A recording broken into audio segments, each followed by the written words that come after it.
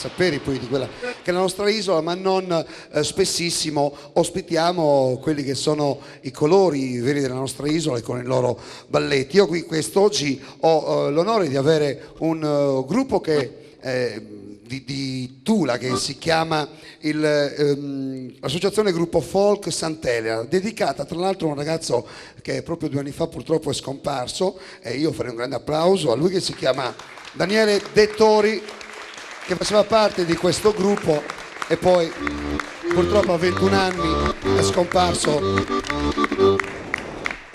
Ed è proprio a lui che è dedicata questa associazione, che poi in realtà nasce proprio negli anni '80. La cosa particolare è che loro oggi sono qui da noi, ma oggi festeggiano 2 cose importanti. Intanto la loro prima partecipazione in questa grande festa che unisce tutta la Gallura, che è la festa di San Simplicio, che partirà il 12 credo fino al 18, non vorrei sbagliare le date, dal 13 forse fino al 18, e poi li vedrà anche protagonisti per la prima volta in quella che è ormai la festa di una grande città, che è quella di Nuoro, che è la festa del Redentore, che si tiene a fine agosto. Signori, con noi questa associazione Gruppo Folk Sant'Elena, con noi in compagnia poi di un ballo che sa presentare, accompagnati dal suonatore Antonio Bua, noto Totoi. Prego.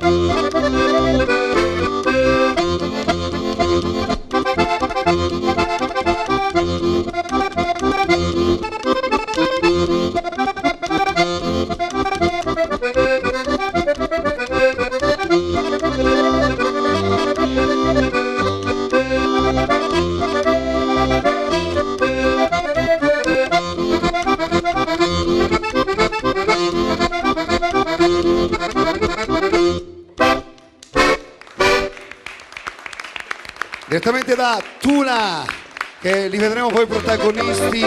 Eccoli qui, grande applauso per loro, li vedremo protagonisti anche in questa grande festa di San Simplicio. Lo ricordiamo che parte il 13 e poi chiude